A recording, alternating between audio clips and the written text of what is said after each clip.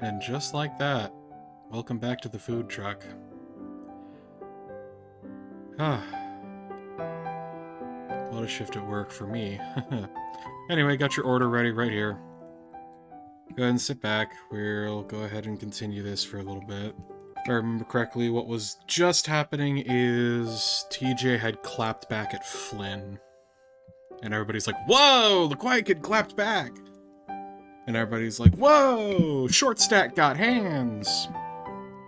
Something like that. I don't think I've ever heard him talk like that. Even Flynn can't keep from grinning a little bit. We talk late into the afternoon. At this point, all of my worries have disappeared, leaving a happy, warm feeling in its place. It seemed silly that I'd been so nervous earlier. In fact, I'm starting to look forward to the rest of the week. Alright. Leo steps forward, indicating that we should all shut up. Now we all need to remember that Chase is here to do his school project, so that comes first. But I did make a few other plans for things that we can do on this time off. I'm pretty sure all of us know that we're going to Southwest Adventures tomorrow, so I'll pick these two up. He jerks his head towards Flynn and Carl. And then swing by the motel and get you guys at 9, alright? Sounds good. Then I was thinking about doing some stuff in Peyton towards the end of the week. But we'll make those plans later. In between those times, we should find time to hang out as well. Make the most of this. Leo looks about done, but suddenly snaps his fingers as if remembering something. Oh yeah, Chase! I saw you at a camera. Think you could get a pic of us? It would be nice for all of us to have something that isn't camera phone quality. Oh, sure. I was messing with the self-timer earlier. Should be able to get it to work. After a few minutes of me adjusting the tripod and Leo adjusting everyone at the end of one of the beds, we managed to get into position. Alright, and here goes. I set the timer and fast walked to the spot Leo saved for me.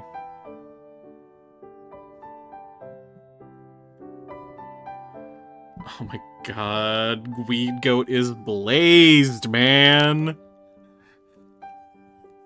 Goat got too much grass, he'd get fat. For the next 2 hours, we watch a movie on TV, not really paying attention, mostly catching up with each other on how we'd been. It's good to be back, and it feels like we're all just picking up where we left off 3 years ago. It's really nice. Finally, at about 10, Leo, Carl, and Flynn head out. I spend the next 20 minutes tinkering with the equipment, making sure it's all in order for shooting the next day. Once TJ finishes getting ready for bed in the bathroom, I do as well before getting into bed, head to toe with TJ. Oh yes. Can't have any sinful thoughts, can we, TJ? There's a soft glow from the corner as Jenna sits at the table reading something. I lay in bed, staring at the ceiling, waiting for her to go to sleep. What?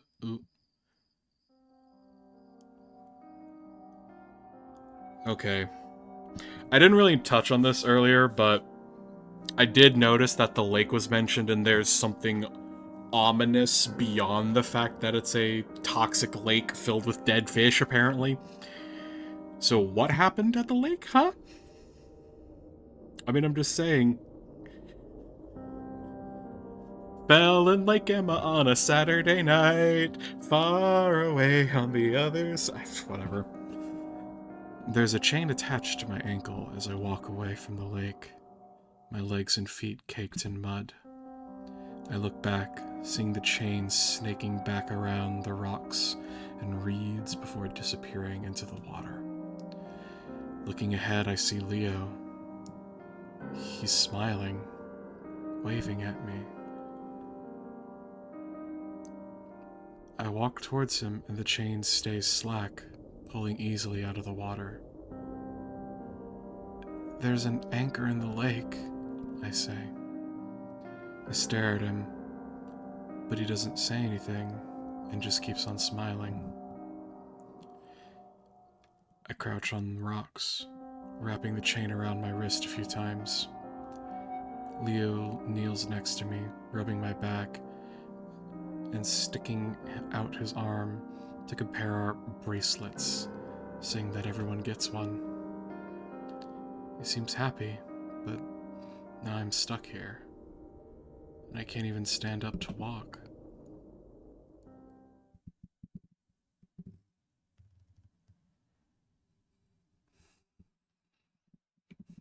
You know, dawn of the second day, dun dun dun. Peyton is a bit of a distance away. To get there, you have to get to Route 93, which Flynn tells me isn't even called that anymore. That would make sense, considering how it was impossible to find on the GPS. Anyway, to get to the city, you have to merge from the remnants of 93 onto I-40, which runs straight through the city of Peyton. About 15 minutes from Peyton, we pull over at a rest stop, which sits at a higher elevation than Echo. If you're looking in the right direction, it gives you a great view of the town. Okay, never been at this particular rest stop, but I have seen it when I was riding through Colorado. I stand outside the old rundown restroom, a paw over my eyes as I stare out over the desert. A distant, hazy view of a group of small buildings huddled together signals where the town is. From this vicarious distance, it looks small and harmless. Hard to imagine all the things that happen there. Alright, how do I use this thing? I look over and see Leo fumbling with the camera, obviously worried he was gonna break it. Oh, buddy, you make it your wolf boyfriend be the cameraman? I walk over and show him how to use it, checking the white balance and exposure myself. Fun fact! If you have a camera, a simple film thing trick is that to check if it's white, you take a blank sheet of like copy paper and hold it up to where it's like almost covering the camera lens, and you correct until that is white. I don't know if that's still modern day, but I actually learned it by watching the movie Troll Hunter, which is a cool sort of found footage style movie about trolls.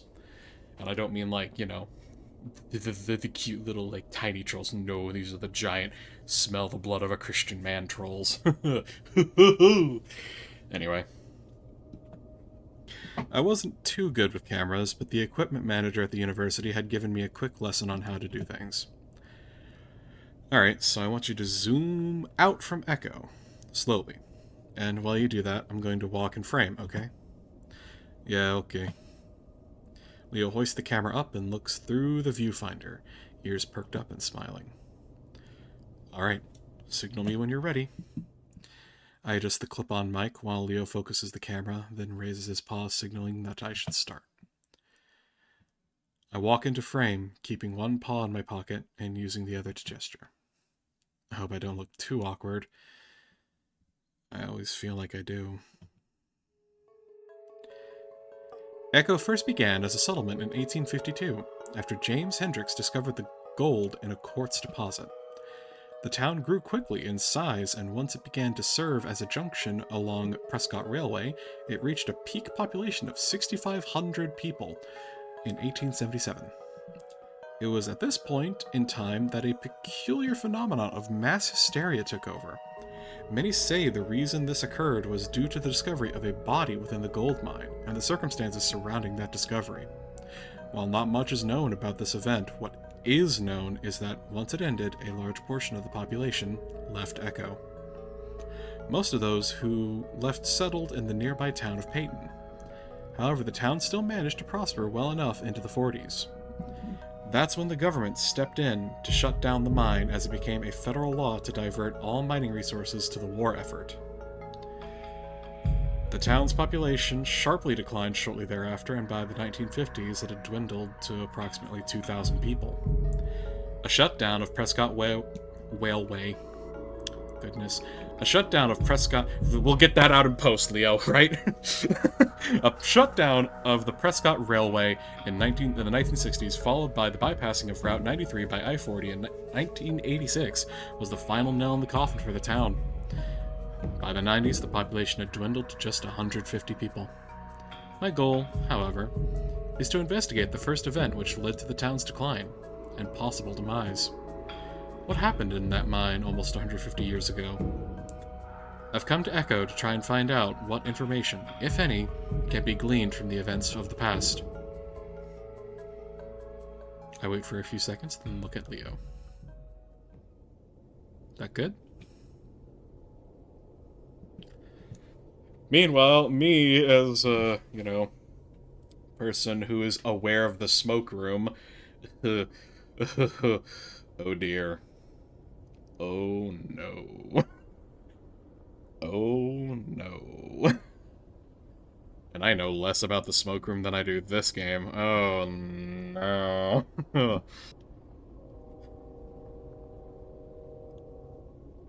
Was that a train? I'm sorry, I'm gonna leave that in because I was just checking Discord because somebody messaged me and yeah, is that a train? I thought they said that the railway shut down. Weird. Anyway. Yeah. Don't know how to stop this thing, though. Here. I walk over to take the heavy camera off Leo's paws. That was pretty good. You want to be a reporter? Maybe. I'd rather just write than be on camera, though. Yo, Chase! Leo and I look up towards the car, greeted by the sight of a bright white ram's ass hanging out the back window of Leo's van. I don't really... Oh, God. Oh, man. I love him, but I hate him because I have met this archetype of a person. And this archetype of a person can go a few ways, and unfortunately the only ones that I have personally met have been some of the actual scum of the earth. Anyway. I don't really react. I mean, despite being self-conscious about his weight, Carl was pretty shameless about stuff like this. I'd probably seen his naked butt more often than I'd seen Leo's, and that was saying something. Sir? Make sure you get a shot of me. Hey!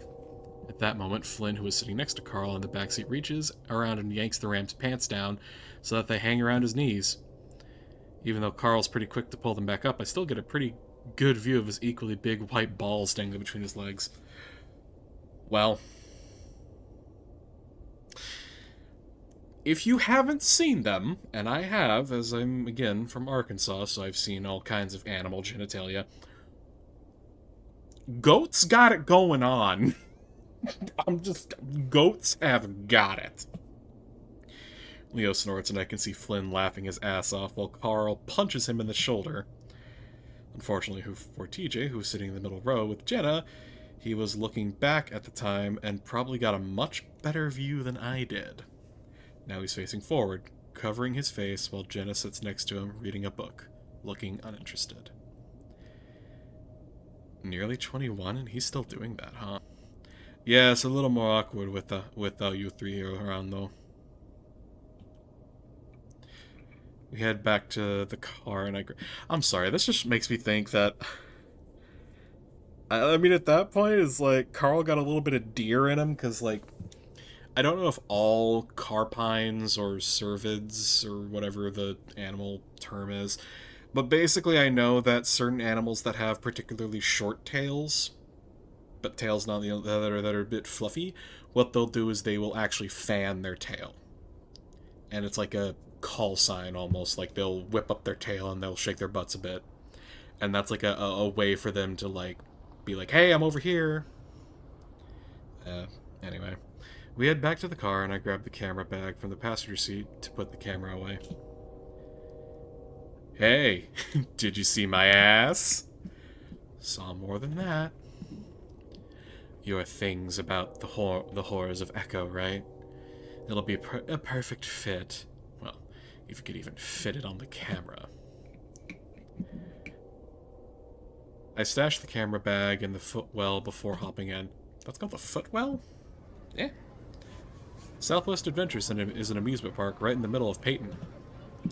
It's decent enough that the people come out not just from Peyton, but cities up to 100 miles away to vacation here. Again, I feel incredibly... Okay, I want to say called out, but that doesn't... That feels like it has a negative... I feel seen right now. I feel very seen. Because I'm, you know, from Arkansas, and basically there's not a lot to do there. Like, there's interesting places to go if you're a big nature person, which I never really was. But there is a place just across the border up into Missouri called Branson. And that place has Silver Dollar City, and I love Silver Dollar City. People will gripe and be like, "Oh, well, why would you go to Silver Dollar City when you can go to Disney or something?" Like, I don't care, man. Disney is a plane ride away, man. And Branson was the best we had. It was a great vacation town. I loved it. I loved going to Silver Dollar City so much. I loved this.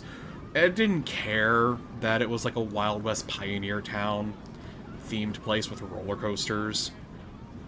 And I really, that's the one thing I really do miss, is I want to go back, because I'm rambling again. Because of this, it's usually crowded, and today is no exception. Families and their kids are everywhere. It's a generally nice day, sunny, in the 80s, and it being on a Sunday added to the crowd. I didn't mind, though. The point of... There's that damn train again. The point of this is to hang out with my friends. I don't know about you guys, but I'm starving. Let's get some funnel cakes. Jesus, Carl, we just got here. Hey, I didn't have any breakfast. You had breakfast, alright. A blunt with a side of the munchies. It's no problem. You can do that while I plan out what we're doing. So, last time I called out Lizard Brain, doesn't give a fuck. Goat is on grass. Cat acts very cat-like. Leo's got that... okay. I say this, and I don't mean it in the term that you probably think I mean, but he's got that alpha wolf energy. And what I mean by that is, like...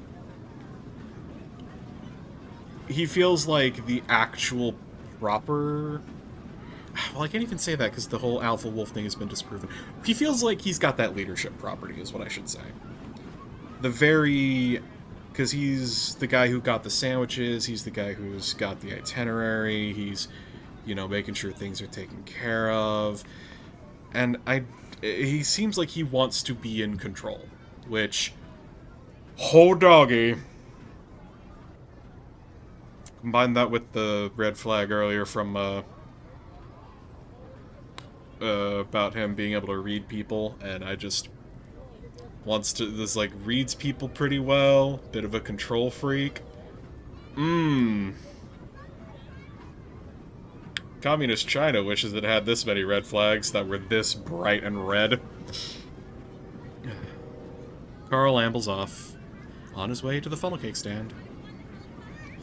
I snagged one of the park maps from the entrance, and I hand that to Leo. Alright, so usually when my family comes here, we go clockwise and hit all the rides. Sounds like a plan. It's pretty crowded today, so we probably won't be able to do everything. But in this order, we'll at least get to be able to ride the Event Horizon. You sure about that? The line is always so long for that ride. TJ is looking up towards a tall, spiraling electric red steel roller coaster. It's definitely the most recognizable landmark in the park. you could see it from almost anywhere in Peyton. Yep, the fastest and tallest roller coaster in the West. I think it'll be worth it. Oh.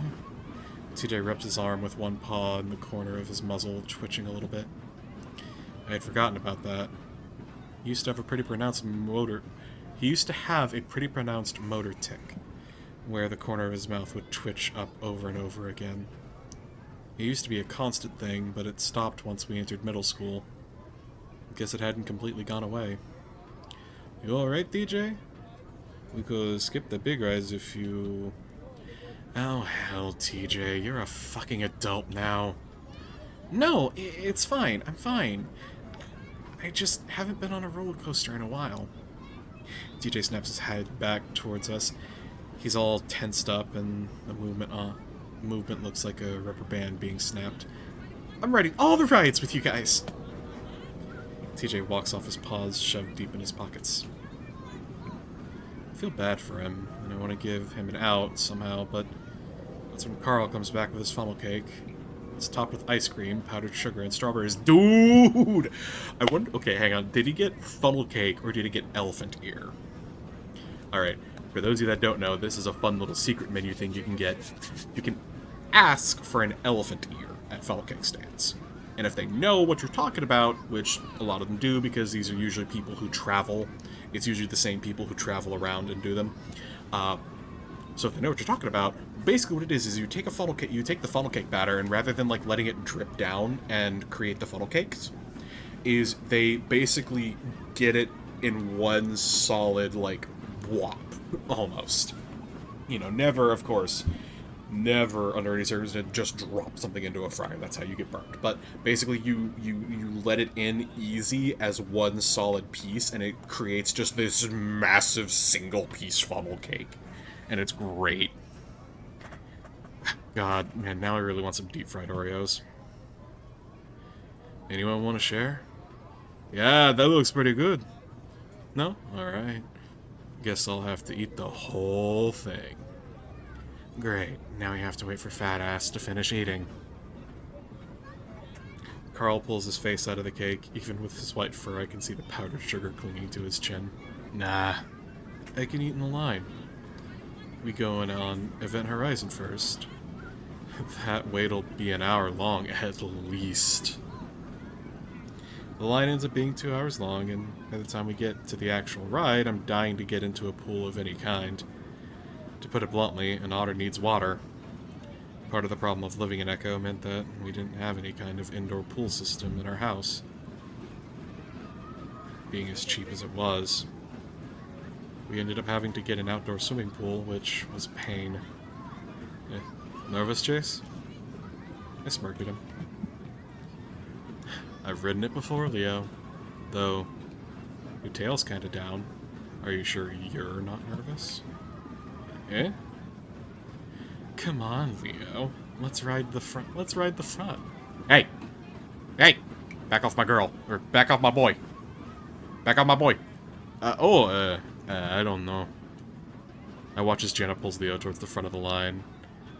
The front, which is twice as long as all the others. Out for the middle, and it just happens that TJ comes with me.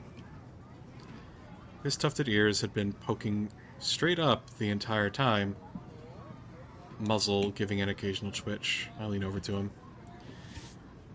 Hey, you know there's an exit over there for people who, change their mind. I'll bet you could slip out without anyone knowing. Looks like not all of us are even going to be riding on the same train.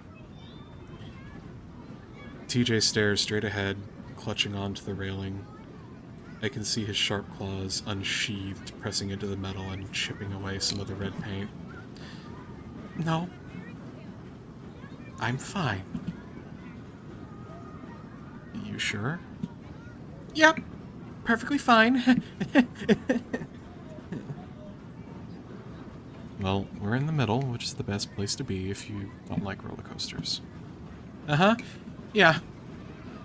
I really wanted to be able to get TJ to skip the ride, but it seems like he's pretty determined to do it for some reason. Finally, our train comes along, and I step in as two laughing and panting hyenas step out. Wait a minute, I thought there was no hyenas in this comic. If you know, you know. Oh my god, that was the most intense! Holy shit, dude! I know! I never get scared on rides, and I almost fucking pissed myself! I do a quick check to the seat to make sure there isn't any actual piss before sitting down. I look up and see TJ standing on the edge of the platform, his eyes wide, one foot stuck out to get on. TJ? Yeah. A bored-looking teenage fox comes by to check my lap bar, and I stick out my paw. Hey, wait, TJ, you getting on? The fox goes from looking bored to mildly annoyed. If you're getting on, you need to get on now. We can't hold up the entire ride for you, sir. The exit's that way, where other adventures await. People around us are starting to notice. Unfortunately, Flynn, who is lined up with Carl towards the back, is paying very close attention, grinning like he knew this was going to happen. Ah, TJ too scared. Guess you're a pussy after all. Shut up, Flynn. Hey, TJ. When it gets real bad, just say it. Say to yourself, at least I'm not gonna die. Actually, a few people have. TJ! I yell at him. That seems to jar TJ out of his trance. He almost falls into the car as he stumbles into it, fumbling with his shoulder restraint before the fox attendant sighs, leans down to do it for him. I can see the red on the insides of TJ's ears as he blushes, and I feel my own ears burn a little from the secondhand embarrassment. You know, I like how this game actually acknowledges the fact that furries shouldn't be able to blush, but, you know, it's always drawn. Of course, you know, my persona is a magic husky, and his fur will actually turn a little purple when he's blushing. Anyway, now that it's too late, I realize that we shouldn't have started this ride. We should have started with something smaller to build up his confidence. I'm jolted back as the train moves forward. Oh gosh. TJ's paw lashes out and latches onto my arm. Oh, no. Why am I doing this?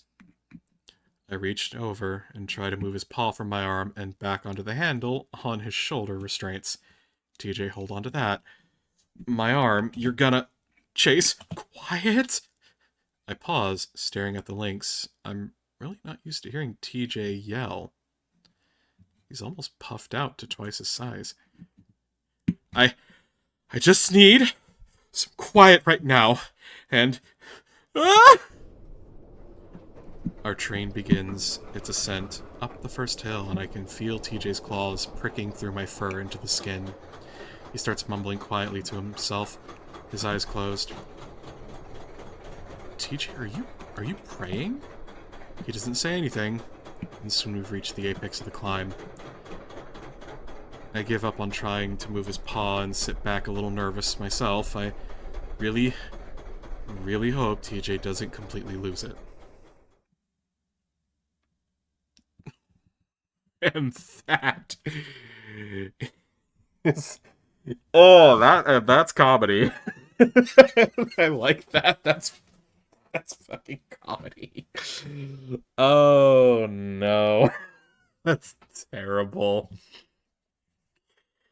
Okay. I think that's where we're gonna have to call that one for now. Well, once again, shout out to the GPG community like always. Shout out to everybody who's been gently encouraging me to read this and other such things, you know, such as Father Imp, Phoenix, and Lux. You know, I appreciate you guys, and I'm looking forward to where this is gonna go. This has taken... I mean, so far, this is pretty nice. It's pretty nice. It's an experience I kind of wish that I would have gotten to have had, but, you know, it's an interesting window into somebody else's life so far. See you guys next time.